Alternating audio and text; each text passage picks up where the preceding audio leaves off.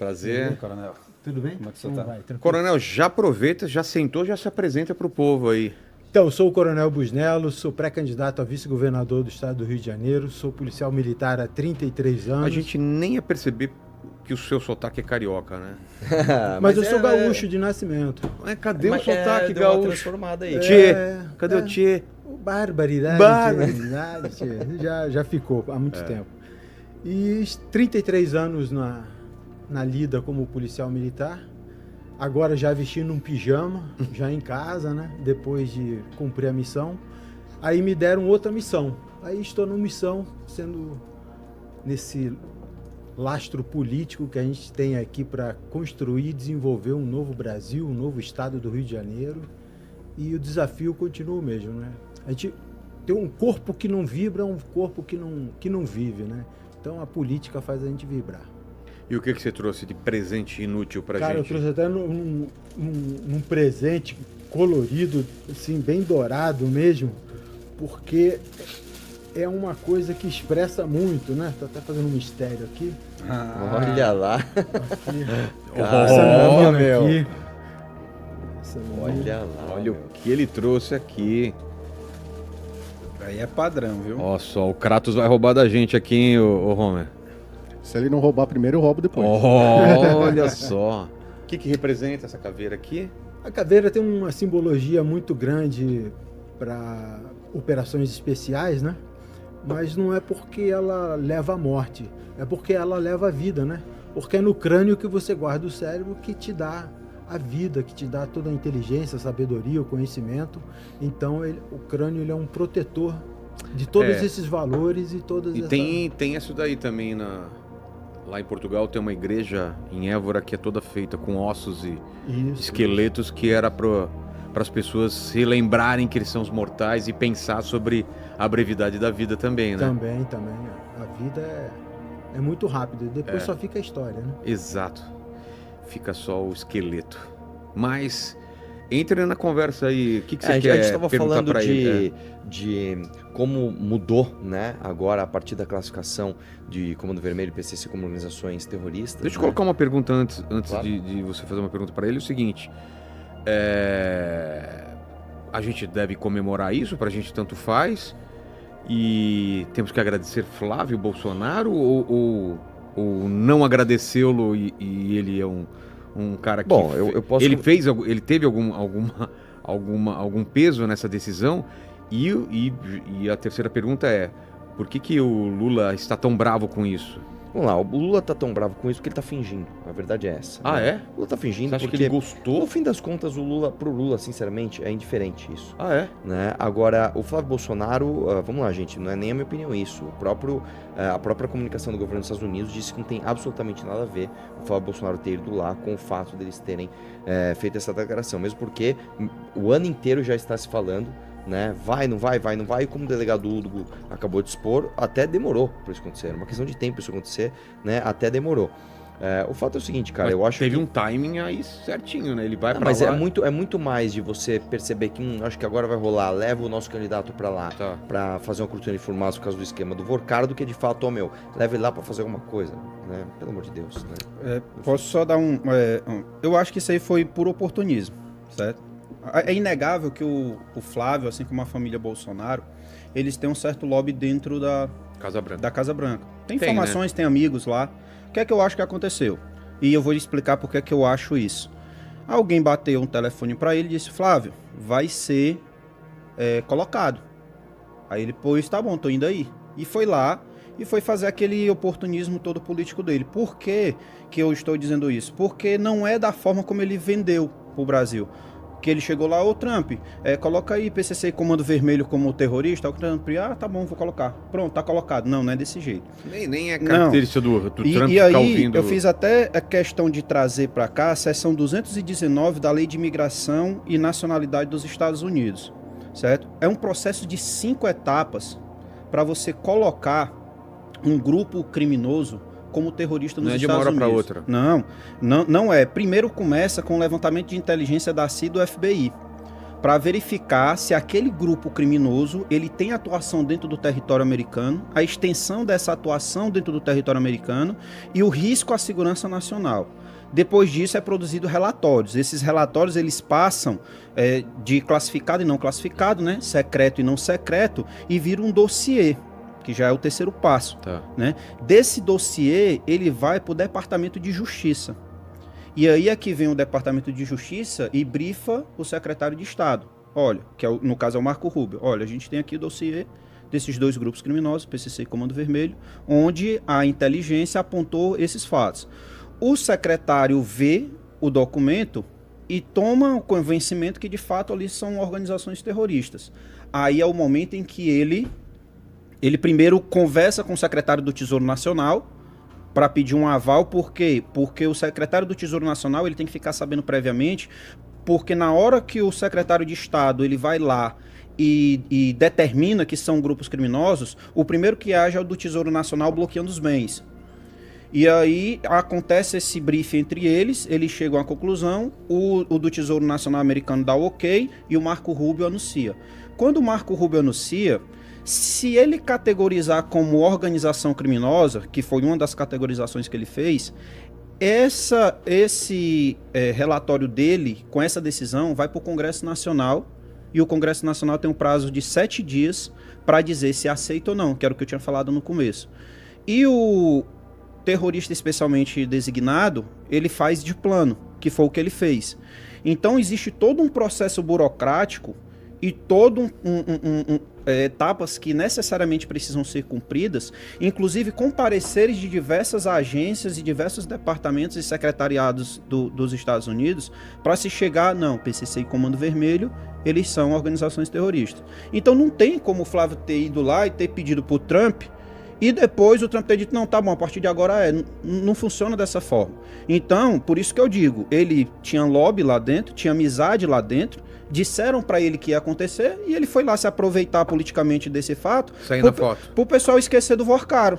Mas sair na foto, E né? sair na foto. E o pessoal esqueceu o que tinha acontecido na semana passada. O que aconteceu com o Vorcaro? Você me lembra aí. Dos milhões que ele pediu por telefone. E foi depois ele E depois foi lá visitar o Vorcaro para dar um ponto final, né? Tô dando a versão oficial aqui, tá? Versão oficial, versão Flávio Bolsonaro. Não, fui pedir dinheiro para fazer o filme do papai, que custa 3 vezes mais do que um filme de Hollywood. Mas 3 vezes mais? Mas é porque papai é especial. Acho que é um pouco mais, viu?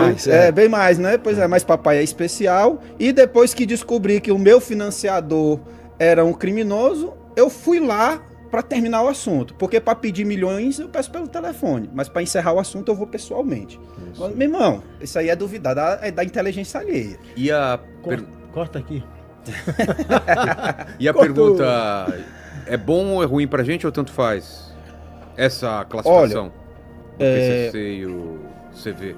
Aí eu tenho que falar de legislação, porque a gente tem um problema legislativo aqui no Brasil que, assim, os nossos legisladores, com raras exceções, como Kim Kataguiri e alguns outros dentro do Congresso Nacional, eles têm um sério problema de deficiência cognitiva. Por que é que eu estou dizendo isso? Porque os que mais se beneficiam se a gente fosse aplicar a lei americana internamente era PCC e Comando Vermelho. Ué? Sabe por quê? Por quê? Porque aqui no Brasil você recebe uma pena menor sendo integrante da Al-Qaeda do que sendo integrante de facção criminosa. Ô, louco! E aí eu mostro para você a nossa legislação feita pelos nossos legisladores. Inclusive eu tive essa conversa com o Kim hoje, e o Kim já falou que vai apresentar um projeto de lei para modificar essa incoerência legislativa que a gente tem no Brasil. E aqui eu trago, só a título do que eu estou querendo dizer, o seguinte: artigo 2º da Lei 13.260. Essa lei 13.260, ela é a lei antiterrorismo, que foi feita em 2016 por conta das Olimpíadas do Rio. Aí os legisladores, eles já têm uma certa dificuldade pela baixa cognição deles de fazer um negócio bem feito quando é feito com calma. Imagina quando eles fazem isso de modo atropelado para dar uma satisfação para um organismo internacional, porque o Brasil não tinha lei de terrorismo até então. Aí eles fazem uma lei terrorista. Aí depois a gente pode até entrar nos detalhes da lei aqui, que é quase impossível você ser punido por terrorismo no Brasil. Mas o que é que importa aqui da lei? O que é que a lei fala? Ela diz que quem comete terrorismo pegam a pena de 12 a 30 anos. Se você for terrorista e cometer atos de terrorismo no Brasil, você pega uma pena de 12 a 30 anos. Mas se você for faccionado, que agora é capitulado como organização criminosa ultraviolenta, pela última legislação penal, você pega de 20 a 40. Ou seja, se você for faccionado, você pega de 20 a 40. Se você for terrorista, você pega de 12 a 30.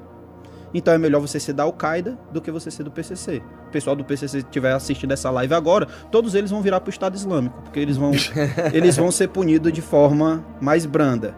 Então, assim, há uma incoerência sem tamanho. Aí me diz como é que um país desse, ele chega para a comunidade internacional e ele diz que tem capacidade de enfrentar, quando não tem capacidade nem de organizar as leis penais do país. E é aí que entra o grande problema que você estava falando. Porque a partir do momento em que os Estados Unidos categoriza grupos criminosos como terroristas, eles têm a liberdade, utilizando o artigo 51 da Carta da ONU, de agir por legítima defesa preventiva. Porque eles entendem da seguinte forma: o país ou ele é leniente ou ele é corrupto. Então, se ele não consegue resolver porque ele é incompetente, ou se ele não consegue resolver porque ele é corrupto, e os crimes que estão sendo cometidos por esses grupos estão afetando a minha população, e um dos grandes recebedores de droga do PCC e do Comando Vermelho são os Estados Unidos, isso dá legitimidade dos Estados Unidos agir a partir do momento em que eles categorizam os grupos como terroristas. E aí eles agem sem pedir autorização. Então os Estados Unidos podem vir aqui, é claro que essa é a última instância, mas só para saber até onde pode ir, os Estados Unidos podem vir aqui com um drone, lançar um míssil na cabeça de um faccionado do PCC do Comando Vermelho e ir embora. E não pedir autorização. Ele pode entrar em território como a Amazônia, que tem uma rota de tráfico gigantesca, tanto do PCC quanto do Comando Vermelho, fazer uma ação de extração lá dentro, invadir por terra, ar e mar, e não pedir autorização no Brasil. Então, você me pergunta se é bom ou se é ruim para o Brasil. Eu lhe respondo com uma terceira opção. É vergonhoso para o Brasil. É uma vergonha para o Brasil. Porque isso mostra que nós não conseguimos resolver os nossos problemas. E aí a gente precisa de um ator externo para vir aqui dentro do país tentar resolver algo que a gente ou é incapaz ou é cúmplice como país. Entendeu? Bom, Coronel, entre na conversa enquanto eu vou ao banheiro, por favor. Aí. Quer ajuda lá? Não, obrigado. Não? Tá o cara pergunta com o maior carinho. Quer ajuda lá, meu amigo? Não sei como perguntando com esse carinho, hein? De repente. Coronel, a gente tem que ajudar o próximo sempre. Né? Coronel, você que tem uma vasta experiência, né? Uma das coisas que colocam bastante pra gente, e isso eu acho que é um mito, é que o Brasil não teria capacidade operacional para resolver os problemas. Eu não sei se eu estou falando besteira, eu discordo disso. Eu acho que a gente tem, eu acho que as nossas polícias são plenamente capazes, as Forças Armadas também. Os problemas que nós temos são burocráticos, são legislativos. Nós temos uma legislação que privilegia a formação de quadrilhas e uma justiça que, infelizmente, seguindo essa legislação, né, muitas vezes atrapalha, né, todo o trabalho das forças policiais. O que você tem a me dizer sobre isso? Eu tenho que dizer o seguinte, que no Brasil tem bandido para todo mundo prender. Se vier a CIA, a NASA, o FBI, as polícias, tem bandido para todo mundo prender. Agora você tem que ter uma forma de prender, né?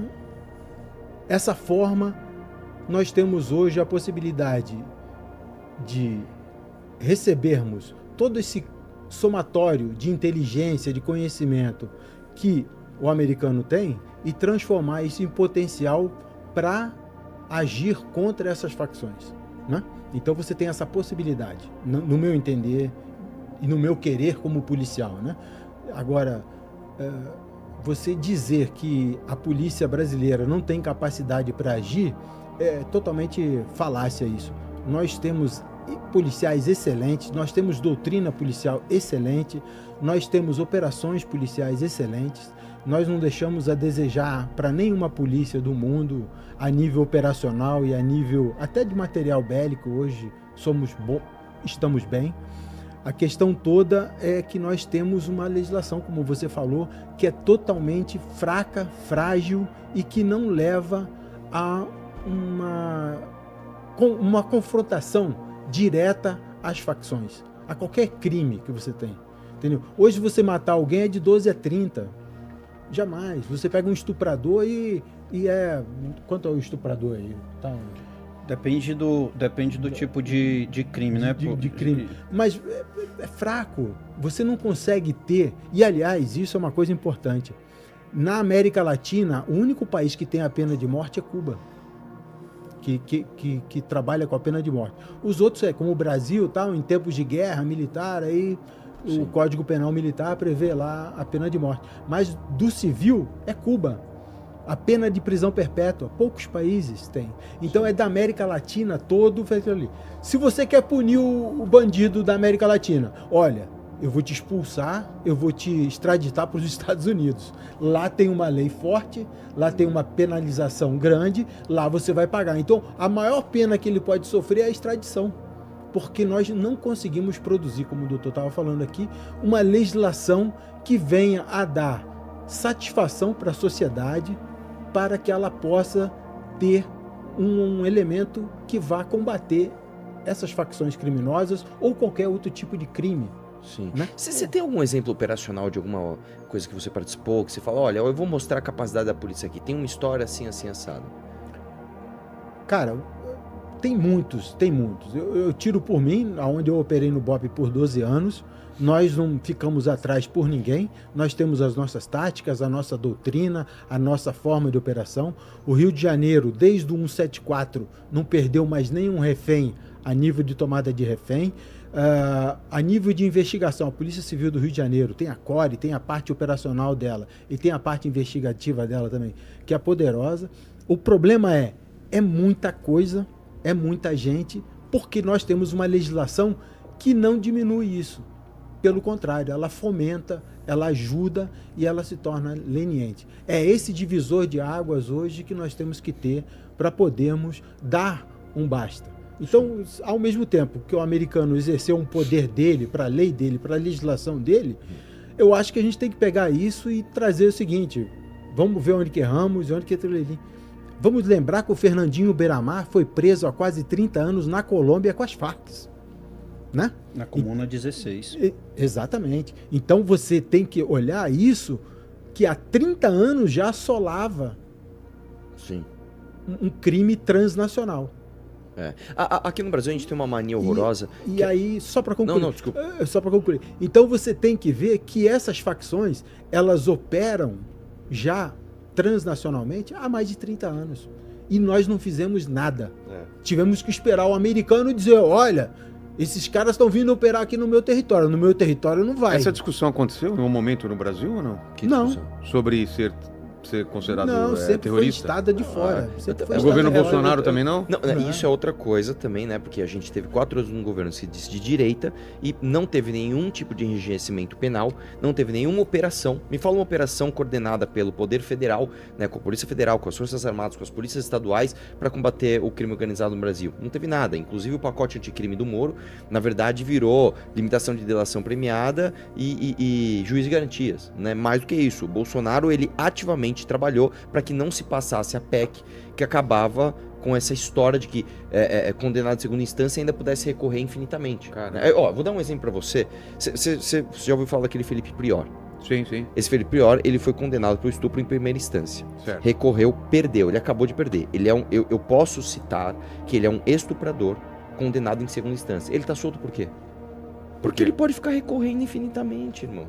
Se este cara foi condenado pelo estupro... Se é um cara mais velho, daqui a pouco o cara não tem nem idade para ser mais preso. Tem a prescrição. Então vamos lá. Se o que eu tô dizendo se você tem um rapaz que é conhecido, ele é famoso, ele foi condenado 2 vezes por estupro e ele não está preso, que dirá um prefeito do interior com corrupção? Que dirá um faccionado poderoso que... então, você nunca põe o cara na cadeia. Você nunca põe o cara na cadeia. E uma coisa que o coronel estava falando, que é importante, é o seguinte: só Cuba tem pena de morte, e a gente vê muitos esquerdistas falando, não, o mundo inteiro está indo na direção de enfraquecer um pouco as penas e de desencarcerar as pessoas. Ok, qual é o índice de homicídios per capita no mundo? Menos de 1 a cada 100 mil habitantes. Esse é um nível aceitável. Se você pegar um nível de homicídios por 100 mil habitantes de um país aceitável, é 1. Os Estados Unidos tem 7, o que já é muito. O Brasil passa dos 20. Nós temos mais de 40 mil homicídios por ano. Cara, é 50 mil mais. 50 mil? Mais. Pelo amor de Deus, cara. Então nós temos que fazer o que o mundo fez antes. É punir muito bem, né, o bandido, principalmente o bandido faccionado. Há de haver um regime legal de exceção, que é o direito penal de inimigo, para punir especificamente o bandido faccionado. É diferente do cara que cometeu um delito e é um cidadão comum. Ah, pô, sei lá, o cara... Lei seca. Fez seca, o cara foi pego bêbado, é um crime. Tá, esse cara não é prender e matou nele. Agora é o seguinte, meu irmão, você lavou dinheiro pro PCC, você tinha um posto de gasolina, você tinha uma transportadora como a Deolane, você tinha uma operadora de funk que lavava bilhões de reais pro PCC. Não tem essa igual o Rian, né? O cara foi preso, depois o cara tá só, jamais, Cabrini, já suando pela testa. Como assim, bicho? Como é que pode... isso aqui é uma vergonha, tá? Como é que pode, eu falei isso na live, quando veio a notícia que caiu a liminar do Oruan, porque o Oruan foi preso, aí veio uma liminar e ele foi solto. Eu falei, essa liminar vai cair. Quando veio a notícia de que a liminar... Eu falei, como é que esses caras deram o fim da liminar sem combinar com a polícia antes de uma operação? Como é que eles fizeram isso? O juiz falou, não, vamos tirar a liminar, agora joga lá o papel da polícia, vira aí pra prender. Mano, não é assim, bicho. O cara é filho do Marcinho VP, você tem que chamar as forças polícias e vai vir cá, ó. Que tá pra sair pela frente do... Exatamente. Nós vamos fazer o seguinte, vai cair a liminar. Onde ele tá agora? Vamos fazer o seguinte, a liminar vai cair, sei lá, 5h30 da manhã, 5h31 você já tem que estar na porta pra pegar. Beleza? É tudo coordenado, bicho. Eu tô falando besteira? E essa questão do direito penal do inimigo, ele é aplicado em todas as grandes democracias do mundo, né? O próprio Estados Unidos, enquanto você estava falando aqui, eu estava pesquisando aqui nos meus apontamentos, ele tem a pena de morte federal. E essa pena de morte federal ela é justamente para alguns tipos de crime, dentre eles o terrorismo doméstico. Entendeu? Onde o americano ele vai ter lá o seu processo criminal, e isso eu estou falando do americano, é a lei federal punindo o próprio americano, entendeu? E após todos os recursos disponíveis para eles, que não são tantos quanto o Brasil, ele é punido com injeção letal, a morte, pentobarbital, a injeção. Só que essa injeção ela está a cada dia mais difícil de conseguir nas farmácias que produzem esse tipo de medicamento letal. E aí ele passa para outras opções de morte, fuzilamento, cadeira elétrica, entendeu? Tudo isso tem nos Estados Unidos, para certos tipos de crime, para crimes contra o Estado, crimes contra a sociedade. E aí você vê o terrorismo, por exemplo, o criminoso faccionado lá dos Estados Unidos também, os grandes grupos criminosos, a depender do Estado, ele também é punido com isso. O estuprador é punido com morte, a depender do Estado. Então, assim, essa questão da pena de morte, da prisão perpétua, ser uma coisa, não, isso é muito antiquado. Antiquado aonde? Só aqui no Brasil que é antiquado? Só aqui no Brasil que não serve? Então a gente tem um direito penal que, inclusive, dentro da doutrina jurídica, a gente tem um nome para isso, né? É um nome até estranho de se falar, mas é o garantismo penal hiperbólico monocular. Nossa senhora, cara! Exatamente. Mano, o cara saiu do proctologista. Porque é um garantismo penal. E por que hiperbólico? Porque é exacerbado, é um garantismo totalmente desproporcional. E por que monocular? Porque só vê um lado da história. E aí, a gente tem um dos princípios da nossa Constituição, que é o princípio da proporcionalidade. E o princípio da proporcionalidade, ele não fala só na hipertrofia do Estado. Ele fala também na proteção eficiente que o Estado tem que dar para o seu cidadão. Mas o garantismo penal hiperbólico monocular, como eu estava falando agora, só vê o lado de quem? Do bandido. E o Brasil, nas suas políticas de criminais, na sua legislação, sempre priorizou o bandido. Sempre o ator principal que se buscou dar atenção nas legislações penais é o bandido, nunca foi a vítima. Nunca foi a vítima. Isso aí vem mudando de uns tempos para cá, aos trancos e barrancos. Só que o que é que acontece? É igual uma casa. Quando a casa está com a parede rachada, não adianta você ir lá e passar o reboco na parede. A parede vai cair. Porque o problema não é a parede, o problema é o alicerce. E qual é o alicerce legal que a gente tem? A Constituição Federal. A gente tem que mudar a Constituição Federal. Inclusive, eu sou partidário de que a gente tem que ter uma nova Assembleia Nacional Constituinte. Porque existem coisas na nossa Constituição chamadas de cláusulas pétreas que a gente não consegue mudar. A gente só consegue mudar se extinguir a Constituição e colocar outra. Ah, vai fazer isso através de um golpe de Estado? Não, a própria Constituição diz como é que a gente faz isso. O poder, ele emana do povo. E qual um dos instrumentos de poder do povo? Plebiscito. Por que se não faz um plebiscito para saber se a população entende que está na hora de mudar essa Constituição? Para colocar pena de morte, para colocar direito penal do inimigo, para colocar prisão perpétua. Por que os parlamentares, por que os presidentes que passaram pelo Brasil têm tanto medo de perguntar ao povo, como já foi perguntado antes, acerca do regime, se queria monarquia, se queria parlamentarismo, se queria... A gente muda ou não essa Constituição? Porque eu entendo a Constituição de 88. Para a época dela, ela era uma Constituição que precisava ser feita daquela forma. Porque a gente vinha ali de um regime militar, do qual esse regime militar era bastante criticado pela política daquela época, e eles criaram diversos mecanismos burocráticos e legais e de garantias, principalmente no artigo 5º da Constituição, para evitar que aquele tipo de movimento que foi feito em 64, através dos regimes militares, voltasse de novo ao país. É tanto que as cláusulas pétreas, elas representam isso. Ó, isso aqui não pode ser mudado. E o que é que não pode ser mudado? O artigo 5º, onde está todas as garantias do cidadão. Só que eles criaram uma Constituição tão inflada, com tanto medo e deram tanto poder para certos poderes, vamos dizer assim, apesar da redundância, como o poder judiciário e o poder legislativo, que isso impede hoje o presidente de executar. O executivo hoje não consegue fazer a sua função principal, que é executar. Porque o presidente fica com a faca no pescoço o tempo todo do legislativo, principalmente através de emendas impositivas, e deu um superpoder para o judiciário. À época, todos com medo de voltar a um regime militar novamente. Então vamos dar um superpoder para alguém, para que alguém evite, e criando mecanismos constitucionais disso, evite que isso aconteça. Só que esse garantismo exacerbado e esse poder exacerbado que foi dado para certos poderes da nossa nação, ele criou, porque em 30 anos, a geração do coronel aqui, que deve ter 30 anos a mais do que eu, mais ou menos, é uma geração que não tem tanta diferença. Me senti discriminado. A gente brincava, né? A gente brincava das mesmas coisas. O coronel só brincava soltando pipa, quando era pequeno. Sim, bola de gude. Também. Lá no Ceará a gente chama de peão. Como é que chama peão? Aqui, peão também, mesmo, né? Pronto, peão. Ou seja... Bolinha de gude, como chama? Pronto, bolinha de gude é bila. Bila? Bila. E taco? Pronto. O que é taco? Um pedaço de madeira que você bate numa bola e tem uma latinha atrás. Ah, não, isso aí a gente brincava no Ceará, não. A gente pode pegar o taco pra tacar na cabeça dos outros. Aí, não, ou seja, as nossas brincadeiras aqui... Chamavam de bet também, né? Bet. Pois é. Por que eu tô dizendo? Porque as nossas gerações aqui, bet é proibido, independentemente das nossas idades, elas não evoluíram tanto socialmente, é tanto que as nossas brincadeiras como crianças são as mesmas. Sim. E a brincadeira dos meus filhos, em relação às minhas? E meus filhos não têm 30 anos de diferença de mim. Se eu perguntar se meu filho já soltou peão, não. Se eu só perguntar se meu filho já brincou de bila, também não. Bolinha de gude. Não. Se ele já soltou uma pipa, só se eu tiver feito pra ele.